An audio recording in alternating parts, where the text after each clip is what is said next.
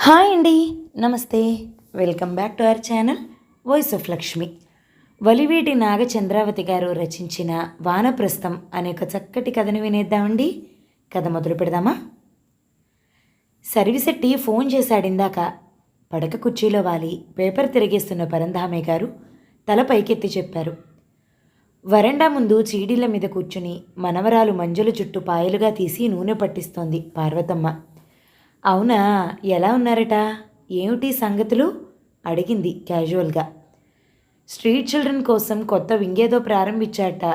ఆ పిల్లల ఆటల్ని చూస్తూ మా తాతలు బామ్మలందరూ చాలా ఉత్సాహంగా ఉంటున్నారా అంటున్నాడు అన్నారు చిరునవ్వుతో. ఎవరి పిచ్చి వాళ్ళకి ఆనందం అంది పార్వతమ్మ పెదవి విరుస్తూ. ఆశ్రమానికి మళ్ళా మనల్ని ఒకసారి వచ్చి వెళ్ళమని పదే పదే ప్రాధేయపడుతున్నాడే పార్వతి. ఎప్పుడూ పాడే పాటే కదా. వాడు ఆశ్రమానికి ఎన్ని హంగులు ఏర్పరుస్తున్నాడో, ఎలా తీర్చిదిద్దుతున్నాడో మనకు చూపించాలని వాడి తాపత్రయం. ఓసారి వెళ్ళి 10 రోజులు ఉండొస్తే పోలా? ఒప్పుకోమన్నట్టు అన్నారు పరందామయ్య గారు. భలేవారే, నాకెక్కడ కుదురుతుంది చెప్పండి. ఎండలు ముదురుతున్నాయా? ఏటికి సరిపడా పప్పులవి తెప్పించుకోవాలా? ఎండబెట్టించి డబ్బాలకు ఎత్తించాలా? అన్నట్టు వడియాలవి పెట్టుకునే పనొకటి ఉంది కదా. అవునవును, ఆ తర్వాత ఊరగాయల కాలం వచ్చేస్తుందా? మిరపకాయల ముచ్చుకలు తీసుకోవాలా? భార్య వెతికే సాకుల లిస్టుకి కొసగా తానొకటి జత చేస్తూ నవ్వారాయన. ఆయనకు తెలుసు భార్యకు అక్కడకు రావటం ఇష్టముండదని. మొదట్లో ఒకసారి తీసుకువెళ్లారు. వయసు మళ్ళబోతున్న పార్వతమ్మలో యవ్వనపు చురుకుదనం తగ్గలేదు. లేచిన దగ్గర నుంచి ఆశలో కండలా విరామం లేకుండా తిరుగుతూ, భర్తతో కొడుకులతో కబుర్లాడుతూ, పనివాళ్లకి పురమాయిస్తూ, కోడళ్ళకి సలహాలిస్తూ, మనవల్ని ముద్దు చేస్తూ, గలగలాడుతూ తిరుగుతూ ఉండే పార్వతమ్మకి ఆశ్రమ నిశ్శబ్దం నచ్చలేదు. శిశిరంలో రాలబోయే పండుటాకుల్లాంటి ఆ ముసలివాళ్లని చూస్తే ఒక విధమైన జలధరింపు కలిగింది ఆమెకు. సత్తువలేని చేతులతో దేవుడి ముందు వాళ్ళు చేసే భజనలు, నిరాసక్తంగా తప్పనిసరి వాళ్ళు చేసే పనులు, నిరాశ నిండిన వాళ్ల చూపులు ఆమెను భయపెట్టాయి. అప్పట్నుంచి ఆశ్రమం పేరెత్తినా, వెడదామన్నా మల్లి చెట్టుకు ఆకులు గిల్లాలని, కోడలి వదినగారి చెల్లెలికి సమర్థసారి తీసుకువెళ్ళకపోతే బాగుండదని, ఇలాంటి చాలా చాలా ముఖ్యమైన విషయాలు గుర్తొస్తుంటాయి ఆమెకి. తలపు మాత్రంగానే హడలు పుట్టినట్లు భుజాలు కుదించి వదిలిన భార్య విన్యాసం చూసి దీర్ఘంగా నిట్టూర్చారు పరందామయ్య గారు. అయినా ఈ ఇల్లు, నా బుజ్జి మనవలు, వాళ్ళిచ్చే తీయని ముద్దులు, ఇవే నా స్వర్గం. వేరే నందనవనాలు ఆశ్రమాలు నాకెందుకు చెప్పండి అంటూ వెనక్కి తిరుగున్న మనవరాలు మంజుల ముఖాన్ని ఎదరకు తిప్పుకుని బుగ్గలు పుణుకుతూ, చెప్పరా చెట్టి తల్లి, తాత నన్నెక్కడికో రమ్మంటున్నారు, వెళ్ళనా మరి అని అడిగింది ముద్దు ముద్దుగా. వద్దొద్దు దాది, నాది, తీసుకెళ్ళొద్దు. తల అడ్డంగా ఊపుతూ 2 చేతులతోనూ పార్వతమ్మ మెడ పెనవేసి గారాలు పోయింది మంజుల. మురిసిపోయింది పార్వతమ్మ. పరందామయ్య గారి బాల్యమిత్రుడు సర్విసెట్టి. ఇద్దరూ ప్రాణ స్నేహితులే అయినా చిన్నతనం దాటాక ఎవరి అభిరుచులు వాళ్ళవి, ఎవరి దారులు వాళ్ళవి అయ్యాయి. పరందామయ్య గారేమో డిగ్రీ పూర్తి చేశాక తండ్రి చెప్పినట్టే బుద్ధిమంతుల్లా పెళ్లి చేసుకుని తండ్రి చేస్తున్న కలప వ్యాపారంలో ఆయనకు సాయం చేస్తూ స్థిరపడిపోయాడు. సర్విసెట్టి అలా కాదు. చిన్నతనం నుంచి అతనిది చాలా జాలిగుండె. దీనంగా ఎవరు కనపడినా కరిగిపోయేవాడు. అడిగితే తన దగ్గరున్నది ఏదైనా సరే తటపటాయించకుండా తీసి ఇచ్చేసేవాడు. స్కూల్కి వెళ్లే తోవలో ఆకలన్న బిచ్చగాడికి తన క్యారేజ్ ఇచ్చేసిన రోజులెన్నో. ఎదిగే కొద్దీ ఆ ఉదారత, సేవాగుణం పెరిగిందే కానీ తరగలేదు. వరదలొచ్చి అనాథలైన వారికి, ఇల్లు వాకిలి అగ్గిపాలై నిరాశ్రయులైన వారికి ముందుగా వెళ్ళి అండగా నిలబడేది ఇతనే. చందాల కోసమో, సహాయ కార్యక్రమాలంటూ వాటి నిర్వహణ కోసమో విరామం లేకుండా తిరుగుతూనే ఉండేవాడు. ఈ వ్యాపకాల మూలంగా చదువు వెనుకబడింది. పెళ్లి చేస్తే దారికొస్తాడనుకుంటే అటువంటి బంధాల మీద తనకి ఆసక్తి లేదని నిర్ద్వంద్వంగా చెప్పేశాడు. తల్లిదండ్రుల మరణానంతరం పూర్తిగా స్వతంత్రుడయ్యాడతను. ఈ సమాజం నాకేమిచ్చింది అని ప్రశ్నించే బదులు ఈ సమాజానికి నేను ఇది చేశాను అని చెప్పగలగాలని మనస్ఫూర్తిగా నమ్మేవాడు. వయసు ఉడిగి చరమాంకంలో ఆప్తులనుకున్న వారి ఆదరణ లుప్తమై ఏకాకుల్లా మిగిలిపోయిన వృద్ధులను ఆదరాభిమానాలతో అక్కున చేర్చుకోవాలనే అతని సంకల్పానికి సాకారం ఆ వృద్ధాశ్రమం. అది అతని ప్రాణం. తన యావదాస్తిని వెచ్చించి నిర్మించిన వృద్ధుల ఆనందధామం. ఆ ముసలివారి కోసం ఏ సౌకర్యాలు అమర్చినా ముందు పరంధామయ్య గారికి చెప్పి ఆనందపడతాడు. చెప్పడం కాదు, ప్రతిదీ మిత్రుడికి ప్రత్యక్షంగా చూపించాలని అతని అభిలాష. కానీ పార్వతమ్మకి అక్కడికి వెళ్ళడం అంటేనే ఇష్టం ఉండదు. భార్య లేకుండా పరంధామయ్య గారు ఎక్కడికి కదలరు. పరంధామయ్య పార్వతమ్మ గారులది అన్యోన్యమైన దాంపత్యం. పాడికొండ లాంటి సంసారం, పండంటి బిడ్డలు. పెద్దవాడు రమేష్ డిగ్రీ చేసి వ్యాపారం మీద ఇష్టంతో తండ్రితోనే ఉండిపోయాడు. చిన్నవాడు సురేష్ సాఫ్ట్వేర్ ఇంజనీర్. కడసారపు గారాల పట్టి శకుంతల. ఇద్దరు కొడుకులకు వివాహం చేసేశారు. పెద్దవాడు రమేష్కి 2 పిల్లలు, చిన్నవాడు సురేష్కి 2. శకుంతలకు యుక్త వయసు వచ్చింది. భార్య అంటే ఎనలేని ప్రేమ పరంధామయ్య గారికి. ఆమె సన్నిధి ఆయనకో ఆరామ మందిరం. ఎంత చికాకులో ఉన్నా ఆమెను చూస్తే ప్రసన్నుడవుతాడు ఆయన.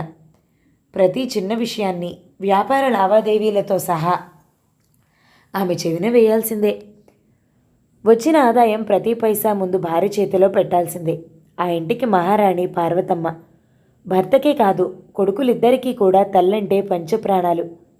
అమ్మ ఇప్పుడు వాళ్ళ కళ్ళకి మహాలక్ష్మిలా పెద్ద పెద్ద జరీ చీరలు కట్టుకుని తల నిండా పూలు పెట్టుకుని కళకళలాడుతూ కనిపించాలి. అన్నపూర్ణలా తన హస్తాలతోనే అందరికీ వడ్డించాలి.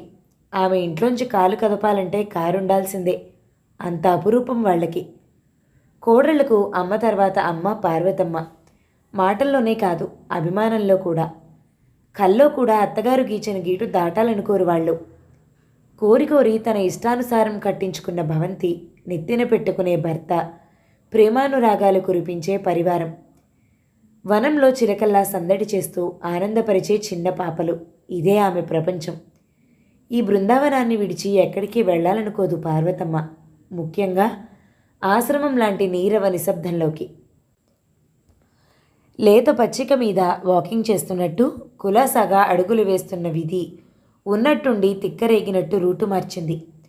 నిండుగా కలపదొంగలతో తమ అడితీకి వస్తున్న లారీ పక్కకి వరిగిపోయి పైనున్న 3 కూలీలు దొర్లిన ఆ దొంగల కింద పడి నుగ్గు అయ్యారన్న వార్త విన్న పరంధామయ్య గారు గుండె పట్టినట్టయి కుప్పకూలిపోయారు. మరీ లేవలేదు. పరంధామయ్య గారు మరణించారు. చూస్తూ చూస్తూ ఉండగానే కళ్ళ ముందు కాస్తున్న వెన్నెల కరిగిపోయి గాఢాంధకారం అలుముకుంది పార్వతమ్మకు. రోజులు, వారాలు, నెలలు గడిచాయి. మెల్లమెల్లగా చీకటి తెరలు తొలగించుకుని యువతలకు రాక తప్పలేదు. వచ్చింది. చుట్టూరా కలి చూసింది. ఆ ఇల్లు, ఆ మనుషులు, ఆ వాతావరణం ఏవి మారనట్టుగానే ఉన్నాయి.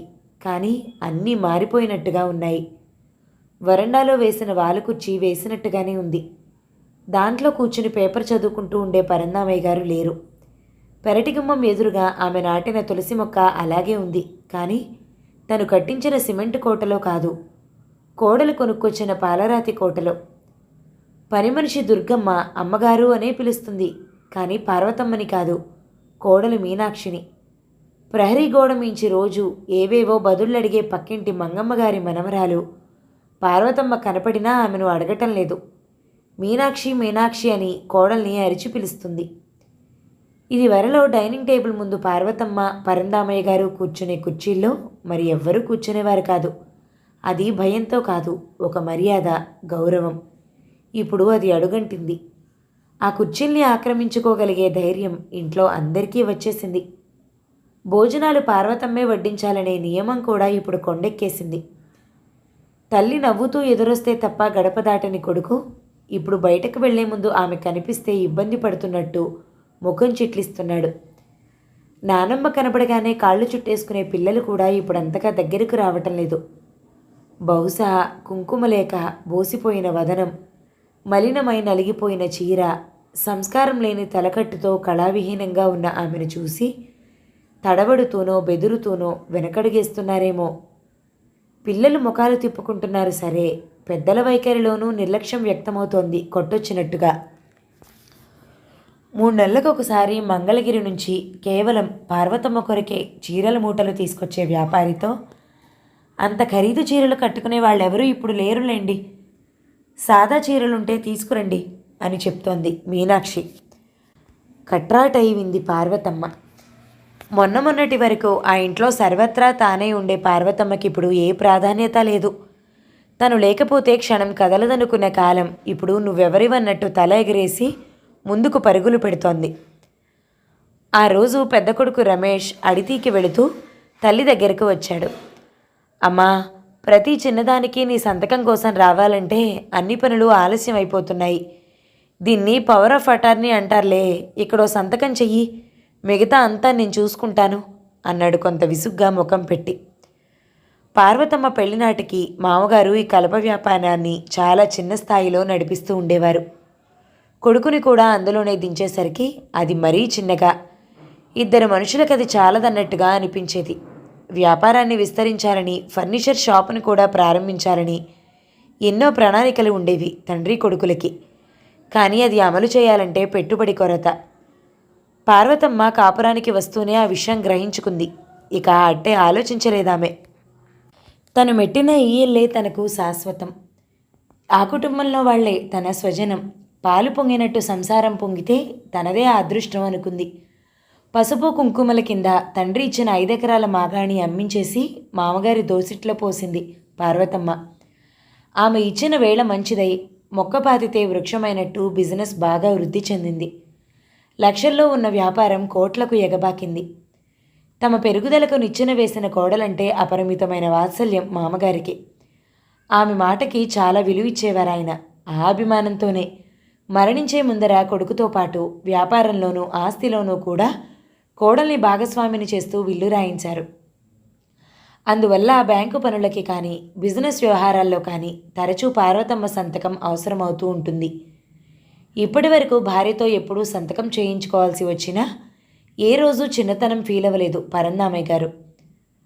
కొడుకిప్పుడు పెద్దవాడయ్యాడు. ఓ చిన్న సంతకం కోసం తల్లి ముందరైతేనేమి చేతులు కట్టుకుని నించోవటం నామూషీనే కదా. మాట్లాడకుండా కొడుకు చెప్పిన చోట సంతకం చేసింది పార్వతమ్మ. ఆ మరుసటి వారం తండ్రి మాసికానికని సురేష్ కుటుంబంతో సహా వచ్చాడు. ఎవరు చెవిలో ఊదారో తెలీదు. ఎవరినడిగి సంతకం చేశావు? అంతా నీ ఇష్టమేనా అని ఎగిరాడు తల్లి మీద. నేను లేకుండా చూసి ఇట్లాంటి పని చేస్తావా అని అన్నగారితో పోట్లాడాడు. ఏకోదరులిద్దరూ తరతరాల నాటి శత్రువుల్లా తిట్టుకున్నారు. ఎవరితో చెప్పుకుంటావో చెప్పుకో అన్నాడు పెద్దవాడు. కోర్టులోనే తేల్చుకుందాం అన్నాడు చిన్నవాడు. వెళ్లే ముందు చిన్న కోడలు వకుళ పార్వతమ్మ దగ్గరకొచ్చింది. అత్తమ్మ, వచ్చే వారంలో మా చెల్లి పెళ్ళి. పట్టుచీర మీదికి మీ కాసుల పేరైతే నిండుగా ఉంటుంది అంది గోముగా. ఇనప్పెట్టె తెరిచింది పార్వతమ్మ. కాసుల పేరు, ముత్యాల సరాలు. మమ్మల్ని మరిచిపోయావు అన్నట్టు ఆభరణాలన్నీ తడతళ్లాడుతూ పలకరించాయి. వాటి మీద చెయ్యి వేసి నిమిరింది పార్వతమ్మ. బంగారంలో రాళ్లు పొదిగిన ఒట్టి నగలావి కాదు, ఎన్నో మధుర స్మృతుల్ని దాచుకున్న అపూర్వ గనులు, విలువ కట్టలేని నిధులు.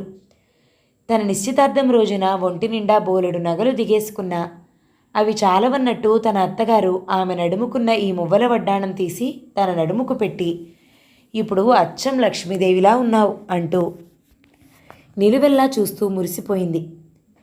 కాసుల పేరు తన నాయనమ్మది. అంత భారీగా మోటుగా ఉన్న ఆ కాసుల పేరు నేను వేసుకోను అని ఎంత మొరాయించినా ప్రతి పండక్కి అది తన మెల్లో వేసేది నాయనమ్మ.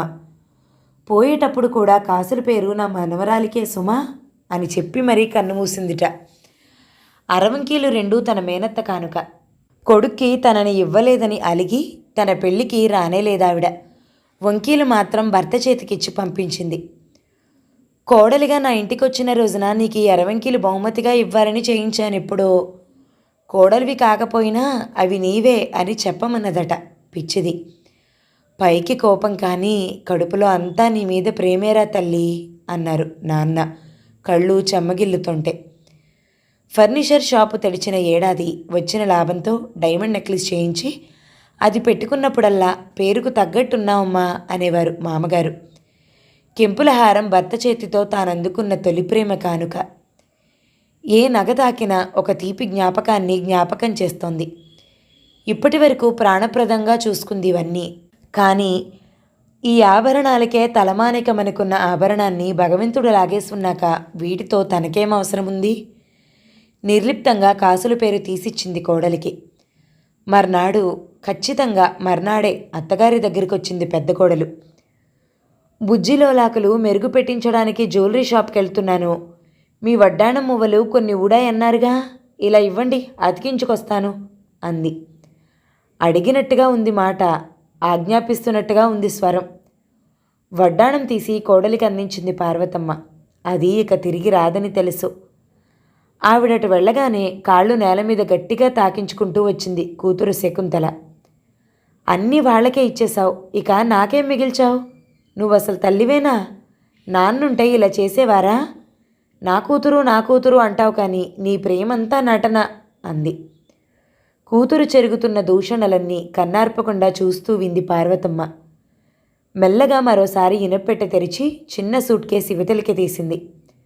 చూడమ్మా, మీ నాన్న నీ పేర కొన్న ఆస్తుల దస్తావేజులివి. నువ్వు పుట్టిన దగ్గర నుంచి నీకని కొని దాచిన నగలివి, జాగ్రత్త చేసుకో అంటూ శకుంతలకు అందించింది. వెలవెలపోయింది శకుంతల ముఖం. కానీ సూట్ కేసు అందుకోవటం మాత్రం మానలేదు. మిత్రుణ్ణి కడసారి చూపు చూసి వెళ్ళిన సర్విశెట్టిగారు పార్వతమ్మని మరోసారి పరామర్శించుదామని వచ్చారు. ఆయన వచ్చిన రోజునే సురేష్ కూడా వచ్చాడు. అన్నగారితో ఆస్తి విషయం అటో ఇటో తేల్చుకుని కోర్టులో దావా పడేయాలని. విస్తుపోయారు సర్విశెట్టిగారు వ్యవహారమంతా విని. ప్రశాంత కాసారంలా ఉండే ఇంటిని తండ్రి కన్నుమూయగానే వీధిన పడేసినందుకు చాలా బాధపడ్డాడాయన. అన్నదమ్ములిద్దరినీ గట్టిగా మందలించారు. అదృష్టవశాత్తు సర్విశెట్టిగారంటే భక్తి గౌరవాలున్నాయి వాళ్ళకి. అంచేత నువ్వేమిటి మాకు చెప్పేది అనకుండా తలలు వంచుకున్నారు. ఏవి పంచుకోవాలన్నా సామరస్యంగా తేల్చుకోమని, తల్లిని గౌరవంగా, చెల్లెల్ని ఆధారంగా చూసుకోమని, తండ్రి పేరు చెడగొట్టవద్దని బుద్ధులు చెప్పారు. తలలూగించారు ఇద్దరు. వెళ్లే ముందు పార్వతమ్మను పిలిచారు. వెళ్ళొస్తాను, ధైర్యంగా ఉండు అని చెప్పాలని. ఎప్పుడు సర్దుకున్నదో చేతిలో సూట్ కేసుతో నిలబడి ఉంది పార్వతమ్మ. పదండి అన్నయ్య గారు, నేను వస్తున్నాను వానప్రస్థానికి అంది అన్ని బంధనాలు విడిపోయిన సన్యాసినిలా నిర్లిప్తంగా. అవును, ఆ ఆశ్రమం పేరు వానప్రస్థం. కథ సమాప్తం. ఈ కథ గనక మీకు నచ్చినట్లయితే లైక్ చేయండి, షేర్ చేయండి, మంచి కామెంట్ చేయండి. మన ఛానల్ని తప్పకుండా సబ్స్క్రైబ్ చేయండి. Thank you so much for watching. నమస్తే.